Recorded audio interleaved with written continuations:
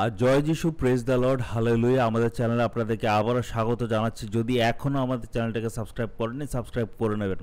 আর এই যে আজকে যে স্টাডিটা করব সেটা হচ্ছে রোমিও 2 অধ্যায়, ঠিক আছে? সো রোমিও 1 অধ্যায়টা আমরা লাইভের মাধ্যমে করেছি। সো আপনারা যদি রোমিও 1 অধ্যায়টা শিখতে হয়, জানতে হয়, আপনারা কাইন্ডলি আমাদের লাইভ অপশনে যাবেন। সেখানে গিয়ে 1 অধ্যায়টার 5টা পার্ট আছে, আপনারা সেই 5টা পার্ট আপনারা দেখে নেবেন, ঠিক আছে? সো যেহেতু লাইভ অতিরিক্ত ডিস্টার্ব করছিল, ভীষণ বিরক্ত করছিল, ইন্টারনেট অতিরিক্ত ডিস্টার্ব করছিল, বারবার আটকে যাচ্ছে, তো সিদ্ধান্ত নিলাম আর লাইভ কোনো ভিডিও আমি করব না, রেকর্ড করেই আমি জিনিসটা দিয়ে দেব। আপনারা কাইন্ডলি সেই ভিডিওটা, রেকর্ডেড ভিডিওটা আপনারা দেখে নেবেন। সো 1 অধ্যায় যদি আপনাদের দেখতে হয় লাইভে যান, আর 2 অধ্যায় থেকে আমরা নর্মাল ভিডিওতে আপনারা রেকর্ডিং হিসাবে আমরা দেখতে পারবো। সো আমরা প্রার্থনা করে শুরু করছি। পিতা ঈশ্বর, অনেক ধন্যবাদ প্রভু, তুমি সারাটা দিন আমাদের সঙ্গে ছিলে। গত ভিডিও যখন আমরা আপলোড করেছি তখন থেকে এখন পর্যন্ত তুমি আমাদের সঙ্গে আছো, আমাদেরকে গাইড করেছো, এই জন্য ধন্যবাদ প্রভু। প্রার্থনা করি আজকে যে তোমার রোমিও 2 অধ্যায় থেকে শিখবো, প্রার্থনা করি যাতে সত্যিকারে তুমি কি বলতে চাইছো সেটা যাতে আমরা ধ্যান দিতে পারি, বুঝতে পারি। এই রোমিও পুস্তকের মধ্যে যে অনেক গভীর তত্ত্ব রয়েছে, একটা খ্রিস্টীয় বিশ্বাসীর জীবনে কত ইম্পর্ট্যান্ট, সেটা যাতে প্রভু আমরা বুঝতে পারি, উপলব্ধি করতে পারি। তুমি আশীর্বাদ দান করো, আমাকে আশীর্বাদ করো যাতে আমি সঠিকভাবে শিক্ষা দিতে পারি। এই প্রার্থনা যিশুর নামে চাইলাম, আমেন। সো এই যে রোমিও পুস্তক নিয়ে যে আমরা ডিসকাস করছি, এটা কিন্তু নর্মাল প্রচার হিসাবে আমি করছি না। আমার ম্যাক্সিমাম ভিডিও যেগুলি 10 থেকে 15 মিনিট বা 20 মিনিটেরও ভিডিও আছে, এগুলি হচ্ছে প্রচার। সো ওইগুলি আমরা টপিক বেস প্রচার করছি। আর এটা হচ্ছে প্রচার না, এটা হচ্ছে স্টাডি, অধ্যয়ন করা। যে আমরা লাইন বাই লাইন ধরে একটার পর একটা শব্দ ধরে আমরা অধ্যয়ন করছি। সো আবারও বলছি, 1 অধ্যায়টা যদি দেখতে হয়, রোমিও 1 অধ্যায়, আপনারা লাইভে যান, সেটা পুরোটা আপনারা দেখতে পাবেন। আর আপনারা 2 অধ্যায় থেকে এই স্টাডির মধ্যে আপনারা জয়েন করতে পারেন। প্রত্যেক সপ্তাহে আমি স্টাডিটা আপলোড করব। কোন দিন আপলোড করব এটা এখনও ফিক্স করিনি, চেষ্টা করব প্রত্যেক বৃহস্পতিবারে যাতে আপলোড করতে পারি। যদি না হয় অন্য দিনও আমি করতে পারি। যাই হোক, রোমিও পুস্তকটা কেন লেখা হয়েছিল? প্রথম কথা, রোমিও পুস্তকটা লেখা হয়েছিল 2টো কারণে। একটা, রোমিও মণ্ডলীর মেম্বার্সদেরকে জানানোর জন্য যে একটা খ্রিস্টীয় বিশ্বাসের যে মেইন তত্ত্ব, মানে মেইন যে ডক্ট্রিন যেটাকে বলা হয়, সেটা কি, মূল কথাটা কি, একটা খ্রিস্টীয় বিশ্বাসের মূল জিনিসটা কি। কারণ আমি আগে অনেক সময় আমার প্রচারের মধ্যে বলি, কেউ যদি রোমিও পুস্তকটা ভালো করে বুঝে নিয়েছে, তার খ্রিস্টান জীবনের যে ভিত্তিটা তার একদম পাক্কা হয়ে গেছে। সে অনেক কিছু খ্রিস্টীয় বিশ্বাসের সব বেসিক যেটা আমাদের জানতে হয়, এটাই হচ্ছে থিওলজি, এটাই হচ্ছে ডক্ট্রিন, এটা তাদের জানা হয়ে গেছে। এটা একটা কারণ রোমিও পুস্তক লেখা হয়েছে। আর সেকেন্ড কারণ কেন রোমিও পুস্তক লেখা হয়েছে, সেটা হচ্ছে রোমিও মণ্ডলীর ভিতরে জিহুদি আর অজিহুদির মধ্যে কিছু সমস্যা চলছিল। জিহুদি খ্রিস্টান আর অজিহুদি খ্রিস্টানের মধ্যে জিহুদি খ্রিস্টানরা বলছিল যে তোমাদের জিহুদি রীতি নিয়ম পালন করতে হবে, তোমরা তো পরজাতি, তোমরা অন্য জাতির থেকে এসছো। তো যিশু যেহেতু জিহুদি, প্রেরিতরা জিহুদি হচ্ছে মনোনীত জাতি, সো জিহুদির নিয়মগুলি পালন করতে হবে। যেমন কি উদাহরণস্বরূপ বিশ্রামবার পালন করা, ত্বকচ্ছেদ করা বা সুন্নত করা, এই সব জিনিস তোমাদের করতে হবে এমনভাবে তাদেরকে বলা হয়েছে। সো এটাকে ডিল করার জন্য পল এই চিঠিটা তাদেরকে লিখেছেন, ঠিক আছে? ডিটেলসটা জানার জন্য যে রোমিও পুস্তক কোথার থেকে লেখা হয়েছে, কোন সময় লেখা হয়েছে, এই সবটা হচ্ছে পটভূমিকা, এটাও আপনারা সেই লাইভের মধ্যেই পেয়ে যাবেন। তো আজকে আমরা 2 অধ্যায় থেকে স্টার্ট করছি। সো 1 অধ্যায়ের মধ্যে যে জিনিসটা আমরা দেখেছি সেটা হচ্ছে ওখানে পরজাতিদের কথা বলছিল, ঠিক আছে? একটা জিনিস মাথায় রাখতে হবে, যখন ওই সময়কার দিনে যখন মণ্ডলীতে কোনো প্রেরিত চিঠি লিখত, তখন সেটাকে যে পুরাতন, ওই সময় তো বাইবেল ছিল না, নতুন নিয়মের বাইবেলটা ছিল না। সো ওই সময় কি ছিল? পুরাতন নিয়ম ছিল। সো তারা মণ্ডলীর মধ্যে পুরাতন নিয়মটা পড়তো। তো প্রেরিতদের যখন চিঠি আসতো, সেই প্রেরিতের চিঠিটাকে মোটামুটি তারা সেম লেভেলে, পুরাতন নিয়মের লেভেলে রাখতো। আর যার জন্য আমরাও এই প্রেরিতদের চিঠিগুলিকে কিন্তু বাইবেলে পুরাতন নিয়মের লেভেলেই রাখছি, ঈশ্বরের বাক্য হিসাবে আমরা কিন্তু রাখছি, তারাও কিন্তু সেইভাবে রাখতো।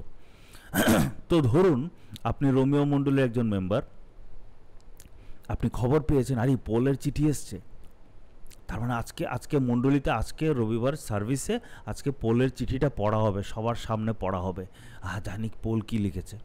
তো ওই সময়কার দিনে কিন্তু এটা কিন্তু একটা চিঠি, এখানে চ্যাপ্টার, অধ্যায়, পদ, ভার্স এমনভাবে তো নিশ্চয় পোল লেখেনি, আগের দিনে এমন লেখা, এটা তো পরে করা হয়েছে এই পদ অধ্যায় এগুলি যাতে আমরা খুঁজতে সহজ হয় তার জন্য এইভাবে করে দিয়েছে। কিন্তু তখন কিন্তু এমন ছিল না, একদম প্রথম থেকে লাইন বাই লাইন চলে আসতো। তো পোল যখন এই রোমিও পুস্তকটা লিখেছে সে আস্তে আস্তে একদম প্রথম থেকে একটা ইন্ট্রোডাকশন দিয়েছে, স্টার্ট করেছে একটা একটা একটা একটা একটা একটা যুক্তি দিতে দিতে দিতে দিতে দিতে দিতে লাস্টের দিকে গিয়ে অনেক কিছু তত্ত্ব বুঝিয়েছে না, ঠিক আছে। সো আমাদের বুঝতে হবে যে শুধুমাত্র একটা পদ বা একটা অংশ নিয়ে বুঝলে হবে না, পুরোটাকে গোটাটাকে একসাথে নিয়ে কিন্তু আমাদের ব্যাপারটা বুঝতে হবে।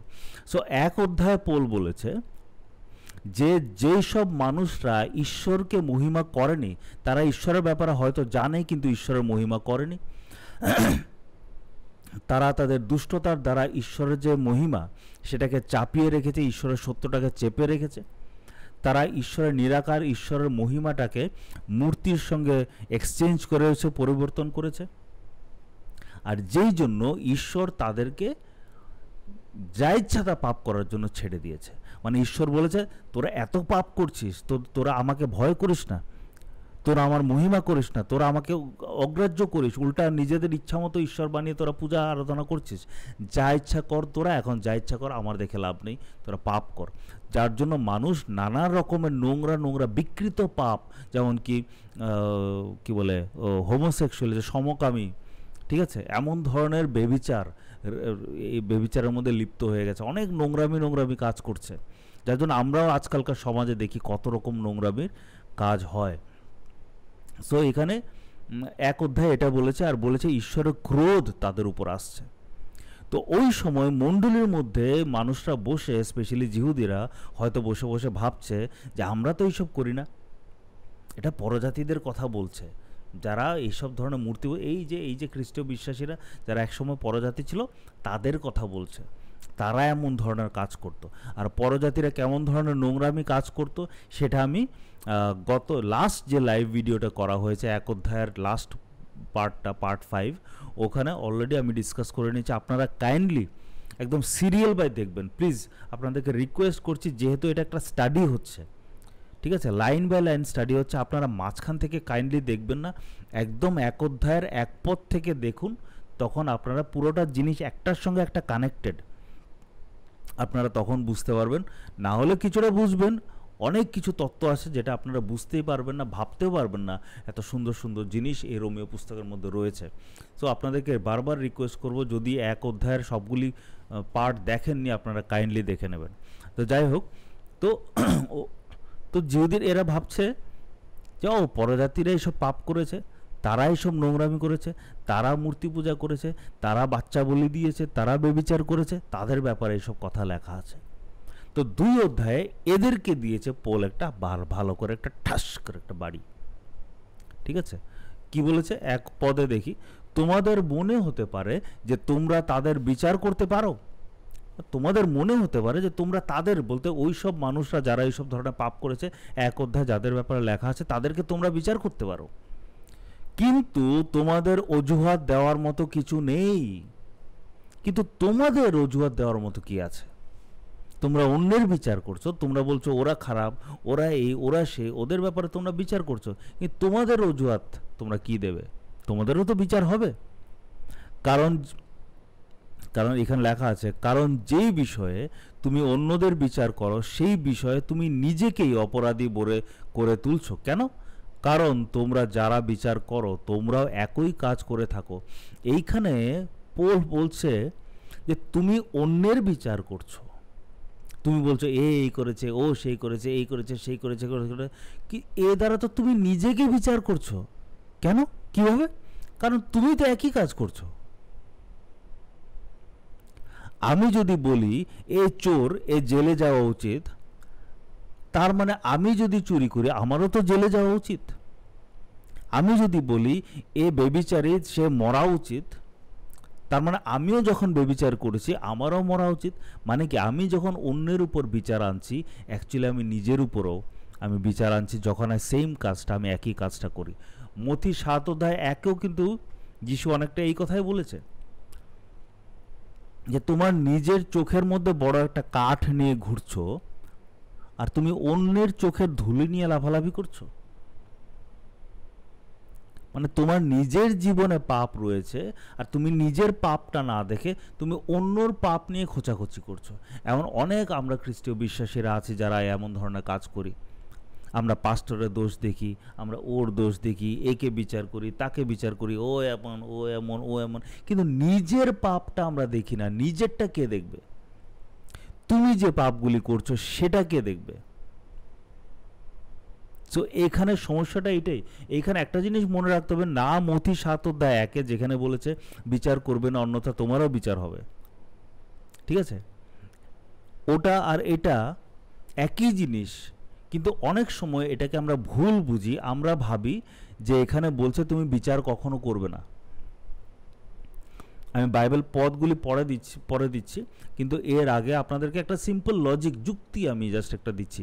আপনি যদি রাস্তায় বেরিয়ে দেখেন কোনো একজন খ্রিস্টীয় বিশ্বাসী সিগারেট খাচ্ছে, আপনি কি করবেন? আপনি কি তাকে গিয়ে বলবেন যে ভাই সিগারেট খাওয়া তো ভালো না, সিগারেট তুমি খাবে না, এটা বলবেন? নাকি না আমার তো বিচার করার, আমি তো বিচার করতে পারবো না, আমি সাইড দিয়ে চলে যাব, আমি তাকে কিছু বলবো না, আমি বিচার করার কে? এমনভাবে যদি আপনি করেন, আপনি যদি কিছু তাকে না বলে সরে যান, সে যদি পাপে থাকতে থাকতে থাকতে থাকতে ঈশ্বর যদি তাকে পরিত্যাগ করে দেয়, এর জন্য দায়ী কিন্তু আপনি। আপনি যদি তাকে বলতেন, তার দোষটা ধরিয়ে দিতেন, হয়তো সে শুধরে যেত, হয়তো সে অ্যাকসেপ্ট করে শুধরাতো। সে যদি অ্যাকসেপ্ট না করে এটা তার ব্যাপার, কিন্তু সে যদি অ্যাকসেপ্ট করতো সে শুধরে যেত আর ঈশ্বরের আশীর্বাদ সে পেত। কিন্তু যেহেতু আপনি তাকে কিছু বলেননি, আর অন্য খ্রিস্টীয় বিশ্বাসীরাও দেখেও সবাই বলছে আমি কি বিচার করব, আমি কি বিচার করব, বসে থাকে, সে কিন্তু নরকে যাবে আর তার জন্য দোষী কিন্তু আপনি। ধরুন না একজন মানুষ নিজের বাচ্চাকে খুব জোরে জোরে মারছে, পেটাচ্ছে, হ্যাঁ, যা তা ব্যবহার করছে, লাথি দিচ্ছে, চড় দিচ্ছে, চুল টেনে দিচ্ছে, বলছে হ্যাঁ করছে, আর আপনি সামনে দাঁড়িয়ে আছেন। সেই মানুষটা আপনাকে বলল ভাই আমি যে আমার বাচ্চাকে মারছি আমি কি ঠিক করছি না ভুল করছি? হ্যাঁ আমি কি জানি ভাই, তোমার জীবন তুমি চিন্তা করো, আমি বিচার করার কে? করে যদি আপনি সাইড দিয়ে চলে যান, সেই মানুষটা ভাববে ও তার মানে আমি ঠিকই করছি, তার মানে আমি ঠিক করছি, আমি করব, আরও মারা স্টার্ট করে। তার মানে কি? বিচার না করাটা একটা মূর্খের মতন কাজ। কিন্তু বাইবেলে এখানে কি বলছে? বাইবেলে বলছে তুমি বিচার করছো অথচ তুমি নিজে সেম কাজটা করছো। সমস্যাটা বিচার করাতে না, সমস্যাটা হচ্ছে ভণ্ডের মতো বিচার করা। মথি 7:1 বলেছে তোমার চোখে বড় কাঠ রয়ে আছে আর তুমি অন্যর ধুলো খোঁচাখুচি করছো। মানে কি নিজে করছো, অন্যকে খোঁচাচ্ছ। বলছে তুমি আগে নিজের কাঠের এটা বের করো, তারপরে তুমি ভাইয়ের চোখের থেকে সেই ধুলো কণাটা বের করতে পারবে। বলছে না যে প্রথমে তুমি তোমার চোখের থেকে কাঠের টুকরোটা বের করো, তারপর তোমার ভাইকে যা ইচ্ছা করতে দাও, তুমি বিচার করবে না, এমন বলছে না। বলছে তারপর তুমি ভাইয়ের চোখের ধুলোটা বের করো। মানে বিচার করতে বলেছে, কিন্তু আগে নিজেকে শুধরে নাও, তারপর তুমি বিচার করো। এই কথাটা বাইবেলে বলছে। সো বাইবেল বলছে, যিশু বলছে না যে বিচার করবে না, যিশু বলছে কিভাবে বিচার করবে। ভণ্ডের মতো বিচার করবে না, সঠিকভাবে বিচার করো। সো এটাও বলছে। প্লাস আমরা কিছু পদ দেখব।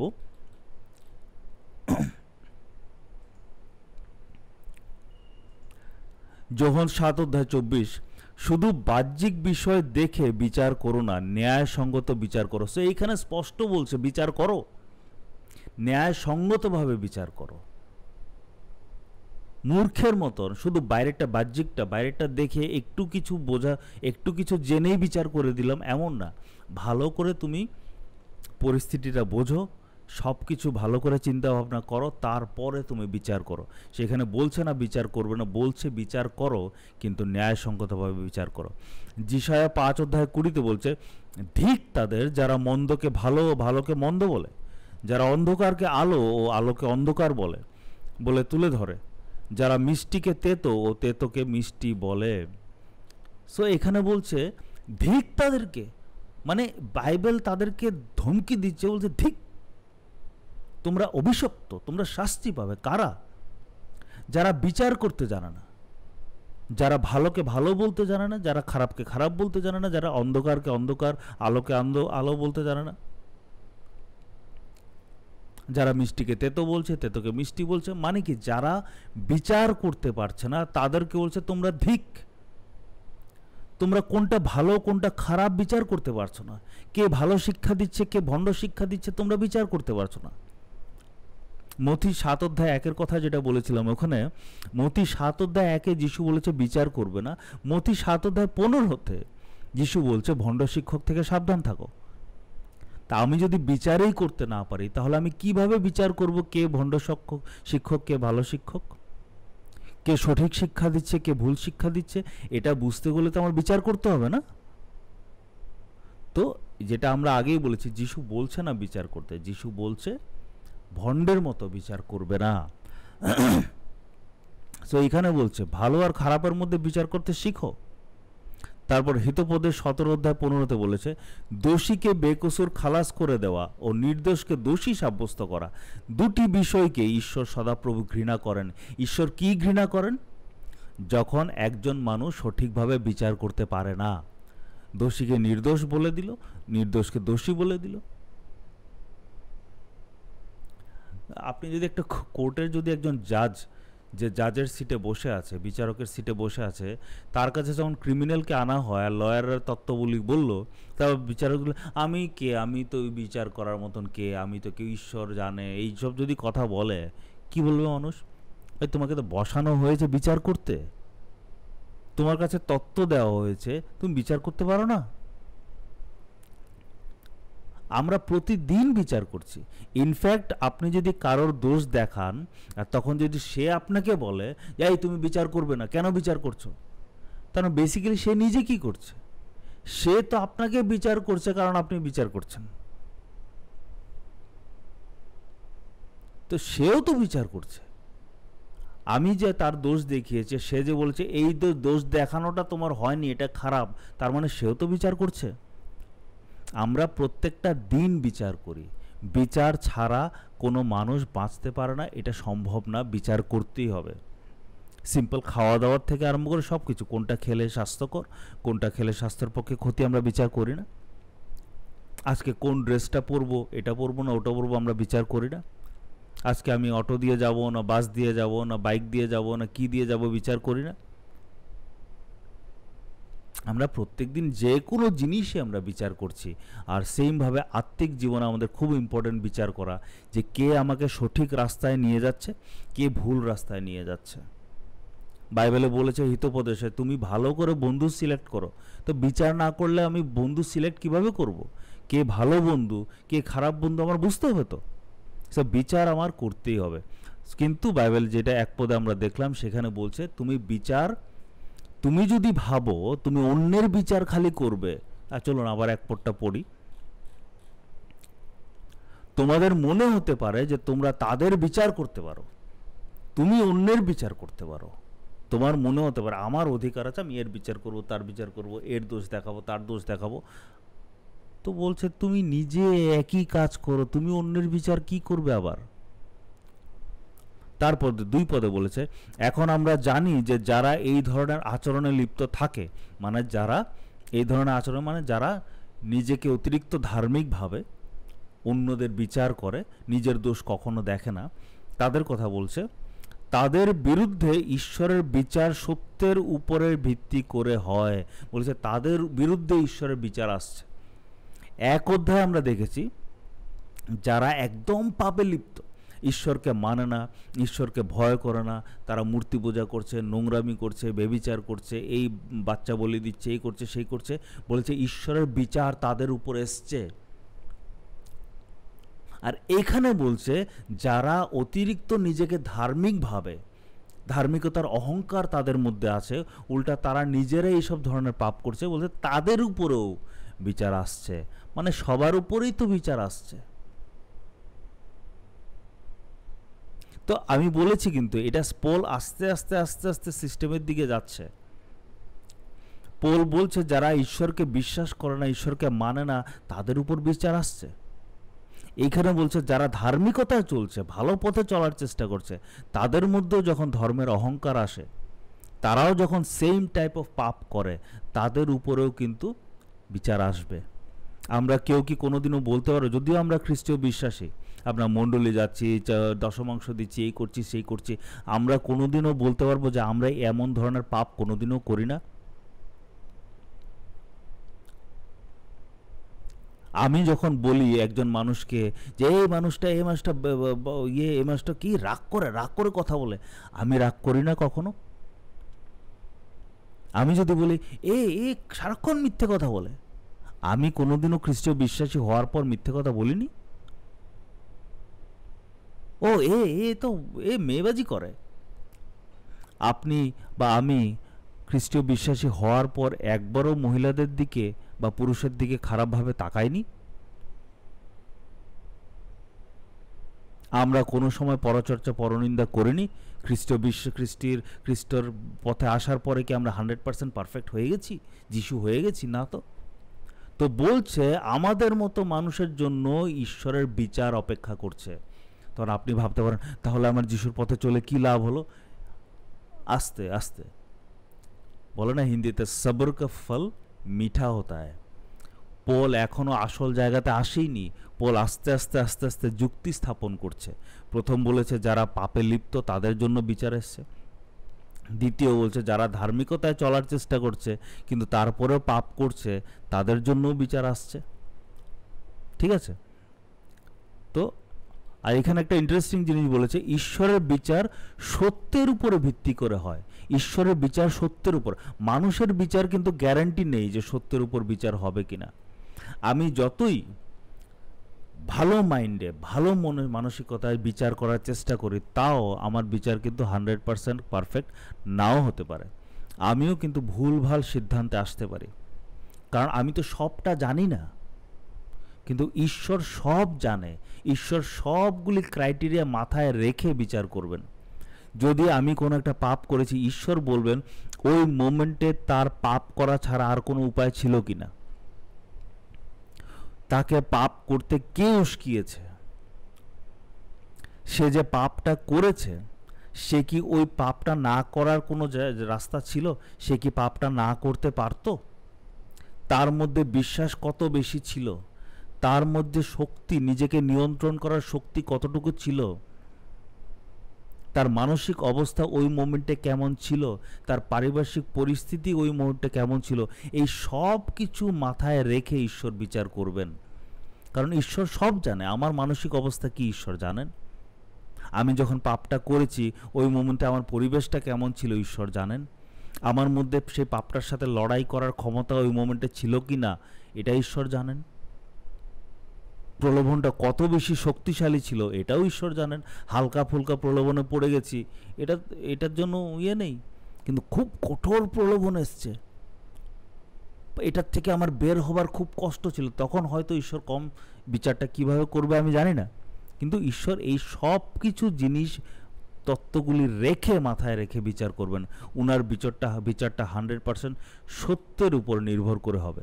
3 পদে বলছে তাহলে তোমরা যখন নিছক মানুষ হয়ে তাদের উপর শাস্তি ঘোষণা করো। তাদের উপর শাস্তি বলতে কাদের উপর? এই যে 1 অধ্যায় জাতের ব্যাপার আমরা পড়েছি, যারা ঈশ্বরবিহীন জীবনযাপন করছে, উশৃঙ্খল জীবনযাপন করছে, পাপে জীবনযাপন করছে। বলছে তোমরা সাধারণ মানুষ হয়ে যদি তাদের উপর বিচার করতে পারো, তোমরা যদি বলে তাদের শাস্তি ঘোষণা করতে পারো, তারা মরা উচিত, তারা শাস্তি পাওয়া উচিত, তারা নরকে যাওয়া উচিত, যেমন আমরা করি।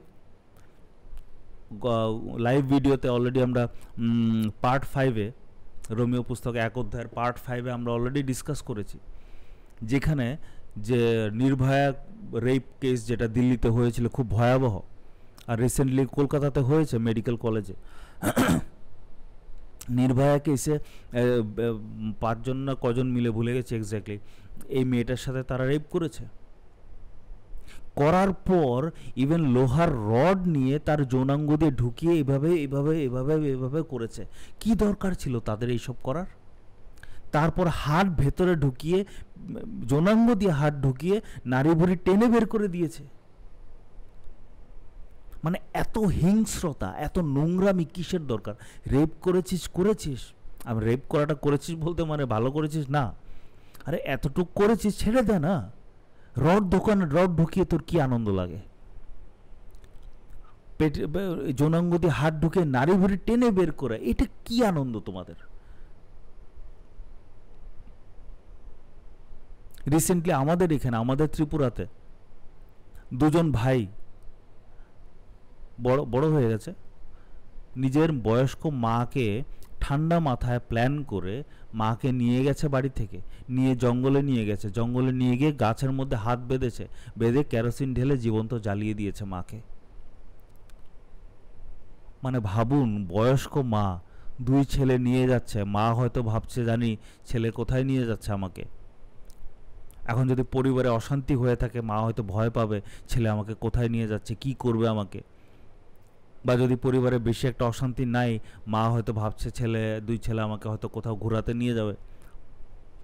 ছেলে দুটো নিয়ে গেছে, হাত বেঁধেছে, মার মনের অবস্থা তখন কেমন, যে আমার ছেলেগুলি, আমি তাদেরকে বুকের দুধ খাইয়েছি, আমি তাদেরকে লালন পোষণ করে তাদেরকে বড় করেছি, তাদের পড়াশোনা করে। এর মধ্যে একজন আগরতলা শহরে চাকরি করে,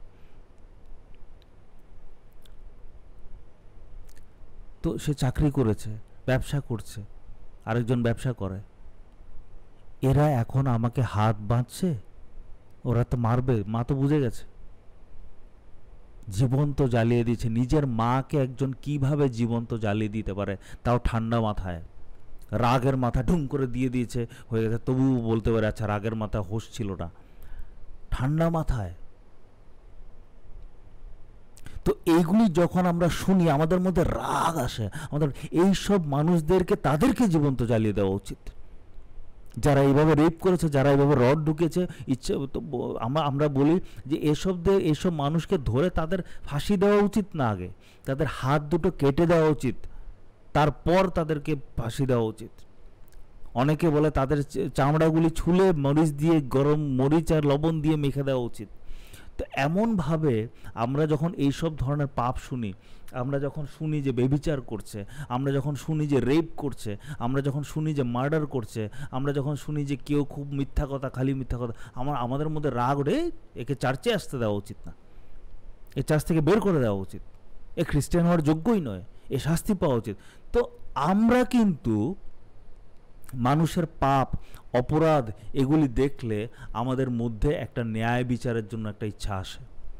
সিনেমাতে যখন ভিলেন অতিরিক্ত গুন্ডা, অতিরিক্ত খারাপ কাজ করে, আর হিরো যখন তাকে লাস্টে খুব মারে, তখন আমাদের মনে একটা শান্তি হয় যে হ্যাঁ, ন্যায় বিচার হচ্ছে। যদি কোনো সিনেমাতে দেখেন যে ভিলেন জিতে গেছে, হিরো মরে গেছে, বা হিরো আস্তে করে নিরাশ হয়ে সে লড়াই করেছে, সে পারে না, সে আস্তে করে চলে গেছে, আর ভিলেন আনন্দ করছে, হাসাহাসি করছে, ওই সিনেমা দেখার পর আপনার কি ভালো লাগবে?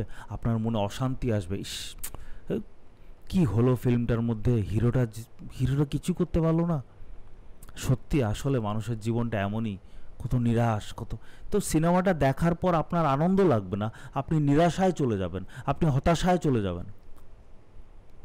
কেউ যদি জিজ্ঞেস করে কেমন লেগেছে সিনেমা, ভালো লাগেনি, কেমন জানি, মানে সিনেমাটা কি, এন্ডিংটা হয়নি, এটা হিরোটা মরে গেল, ভিলেন জিতে গেল, এটা আবার কেমন ছিল। তো আমাদের সবার মনের মধ্যে একটা ন্যায় বিচারের জন্য কিন্তু আমাদের একটা মানসিকতা কাজ করে।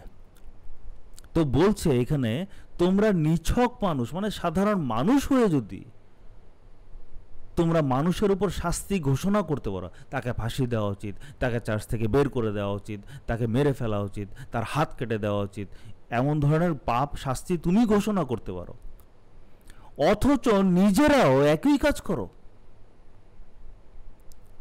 যে বেবিচার করছে তাকে আমি বিচার করছি, কিন্তু আমি যে কামলালসা করছি, কোনো পুরুষকে বা কোনো স্ত্রীকে খারাপ চোখে দেখছি, তার বিচার কে করবে? যিশু বলেছে বেবিচার করা আর কামলালসা করা একই।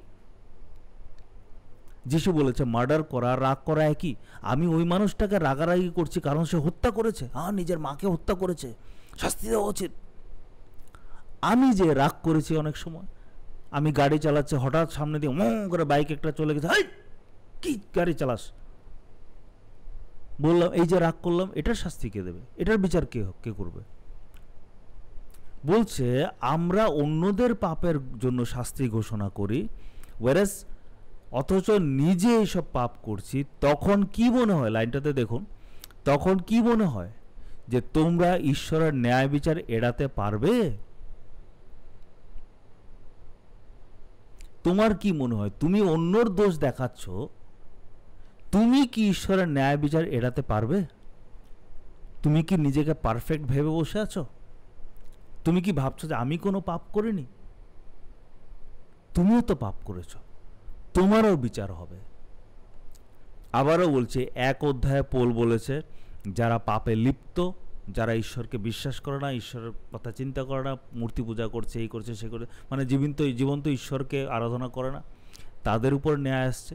এইখানে বারবার বলছে যারা ধর্মকর্ম করছে, নিজেকে খুব ধার্মিকভাবে, চার্চে যায়, বাইবেল পড়ে, মণ্ডলীতে রেগুলার যাচ্ছে, মণ্ডলীতে গান লিড করছে, প্রেয়ার লিড করছে, হয়তো পাস্টর প্রচার করছে, দান দশমাংশ দিচ্ছে, সব ঠিক আছে।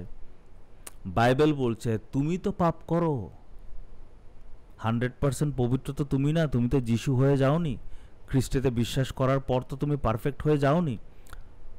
তুমি কি ন্যায় বিচার এড়াতে পারবে? তোমার উপরেও ন্যায় বিচার আসবে।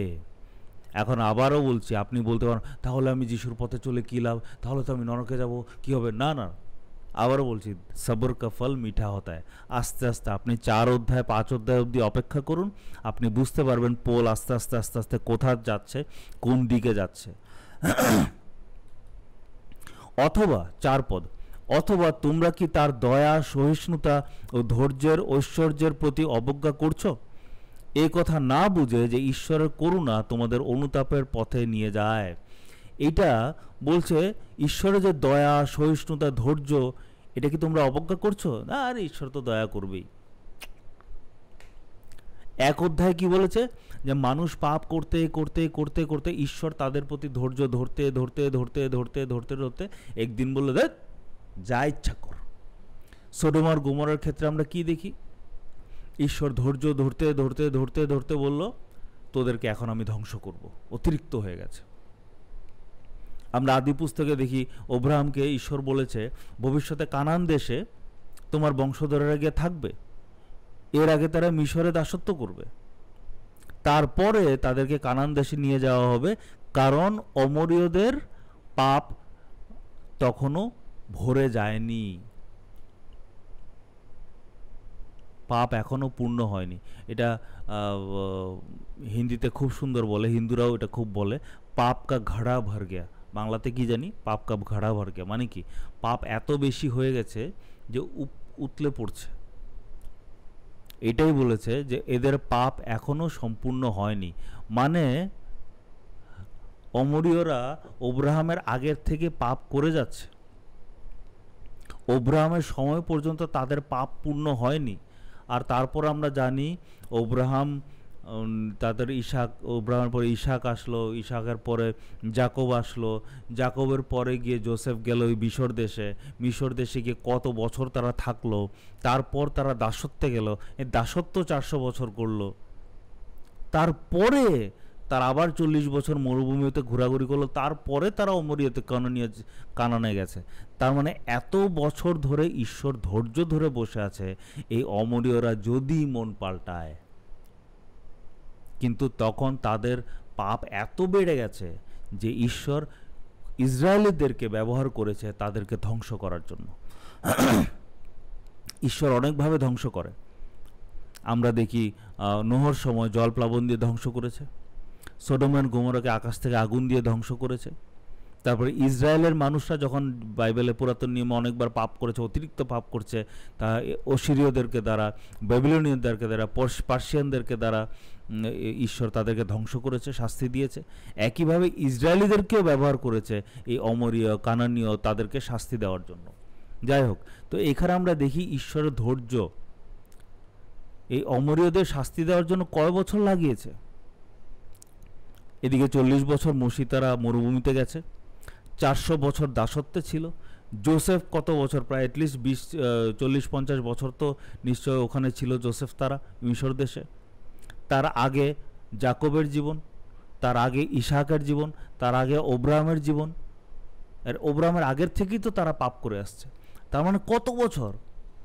মিনিমাম 500-600 বছর তো হবে, 400 বছর তো গ্যারান্টি হয়ে গেছে। এর বাকিগুলি যদি অ্যাড করেন তাহলে ধরুন না আরও আরও আরও 500 বছর ধরে নিন, টোটাল 1000 বছর হয়তো, সরি আরও আরও হ্যাঁ আরও ধরুন আরও 500 বছরের মতো। প্রায় 1000 বছর ঈশ্বর অপেক্ষা করেছেন ধৈর্য ধরে, যদি তারা অনুতাপ করে। কিন্তু তারা ঈশ্বরকে অগ্রাহ্য করেছে, তারা পাপে লিপ্ত হয়েছে, ঈশ্বর তাদেরকে ধ্বংস করেছে। এইখানে বলছে তোমরা কি ঈশ্বরের দয়া সহিষ্ণুতাকে অবজ্ঞা করছো? তোমরা ভাবছো আমি তো ধার্মিক, আমি তো ভালো, আমি তো পবিত্র, এই খারাপ ও খারাপ, ওই শয়তান ওই শয়তান, এ নরকে যাওয়া উচিত, সে চার্চ থেকে বের করে দেওয়া উচিত, এই করা উচিত সে করা উচিত, আমি ভালো। ঈশ্বর বলছে তুমিও তো পাপগুলি করছো, তোমারও তো বিচার হবে। তুমি কি ভাবছো তোমাকে এখনও ঈশ্বর শাস্তি দেননি, তার মানে তুমি শাস্তি পাবে না? এখনও ঈশ্বর তোমাকে নিয়ে দয়া, তো তোমার উপর দয়া দেখাচ্ছে, এখনও ঈশ্বর সহিষ্ণুতা দেখাচ্ছে, এখনও ঈশ্বর ধৈর্য দেখাচ্ছে, অপেক্ষা করছে তুমি কখন অনুতাপ করো, তুমি কখন মন ফিরাও। কিন্তু তুমি ভাবছো আমাকে তো শাস্তি দিচ্ছে না, তেমন তো আমি ভালোই আছি, আমি তো স্বর্গে যাব। বলছে তুমি কি অবজ্ঞা করছো? এ কথা না বুঝে যে ঈশ্বরের করুণা তোমাদের অনুতাপের পথে নিয়ে যায়। ঈশ্বর দয়া এই জন্য দেখাচ্ছে না যে তুমি খুব ভালো, ঈশ্বর দয়া এই জন্য দেখাচ্ছেন যাতে তুমি অনুতাপ করতে পারো। ঈশ্বর ধৈর্য ধরে বসে আছে এই জন্য না যে তুমি খুব মহান, ঈশ্বর ধৈর্য ধরে বসে আছে যাতে তুমি বুঝে অনুতাপ করতে পারো। আমরা 2 পিতর 3:9 দেখি, প্রভু তার প্রতিশ্রুতি পালনে দেরি করেন না যেমন কেউ কেউ তা মনে করে, তিনি তোমাদের প্রতি দীর্ঘ সহিষ্ণু, তিনি চান না কেউ যেন বিনষ্ট হয়, কিন্তু চান প্রত্যেকেই যেন মন পরিবর্তন করে। এইখানে স্পষ্ট বলছে ঈশ্বর তার প্রতিশ্রুতি, মানে বিচারের দিন বা দ্বিতীয় আগমনের দিনে এই যে প্রতিশ্রুতি, এর আগে পিতরের এখানে বলছে ঈশ্বর দ্বিতীয় আগমন হবে, হবে কখন হবে, বিচার করবে, করবে কখন করবে, এমন একটা প্রশ্ন গেছে এর আগে। তো পিতর বলছে ঈশ্বর তার প্রতিশ্রুতি পালনে দেরি করছে না, কিন্তু আমাদেরকে সময় দিচ্ছে, উনি দীর্ঘ সহিষ্ণু, উনি ধৈর্য ধরে বসে আছে যাতে মানুষ মন পরিবর্তন করতে পারে।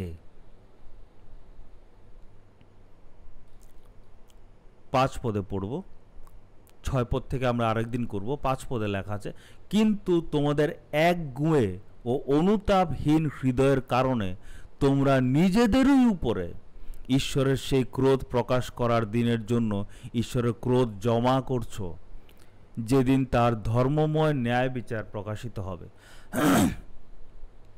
বলছে ঈশ্বর তোমাদেরকে সময় দিচ্ছে অনুতাপ করার জন্য, কিন্তু তোমরা একগুঁয়ে, জিদ্দি, আমাদের এখানে বলে ঘাটটেরা। ঘাটটেরা মানে কি? আমাদের ত্রিপুরাতে বলে ঘাটটেরা, এই খুব ঘাটটেরা মানুষ। ঘাটটেরা মানুষ মানে জিদ্দি, না আমি করব না, না। ইংলিশে বলে স্টিফ নেকড, মানে ঘাড় শক্ত, ঠিক আছে? সো বেসিক্যালি তোমরা ওই যে ঘাড় শক্ত মানুষ, একগুঁয়ে মানুষ, তোমরা অনুতাপ করতেই রাজি না, তোমরা নিজেদের দোষটা দেখতেই রাজি না। অনেক খ্রিস্টীয় বিশ্বাসীরা আমরা আছি যারা নিজেদের দোষ আমরা দেখতে রাজিই না। আমরা ওর দোষ দেখবো, এর দোষ দেখবো, পাস্টরের দোষ দেখবো, এই পাস্টরটা এমন করেছে, এই করেছে, সে করেছে। নিজের দোষ আমরা কখনো কখনো দেখি না, দেখতে রাজি না আমরা।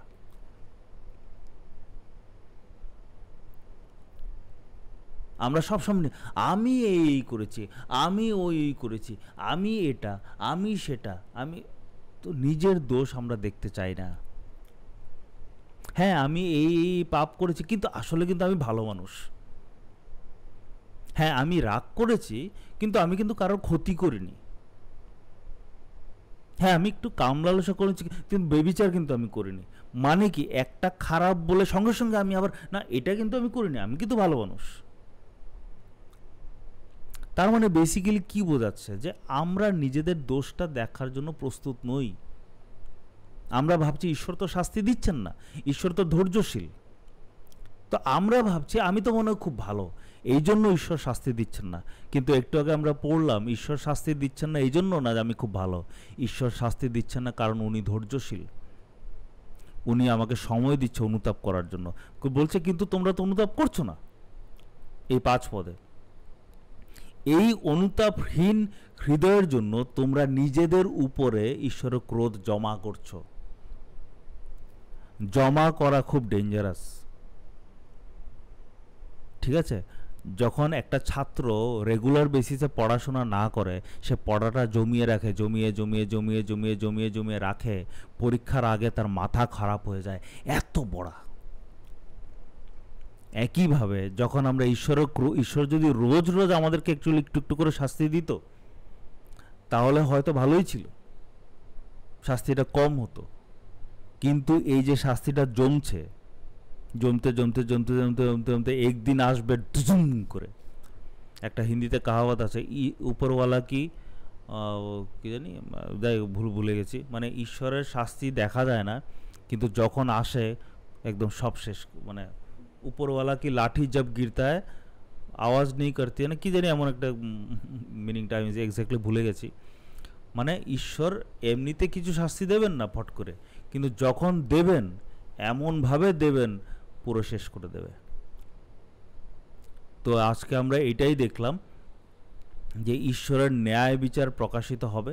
লাস্টের লাইনটা আমরা 5 পদের লাস্টের লাইন, ঈশ্বরের ধর্মময় ন্যায় বিচার প্রকাশিত হবে, বিচার হবে।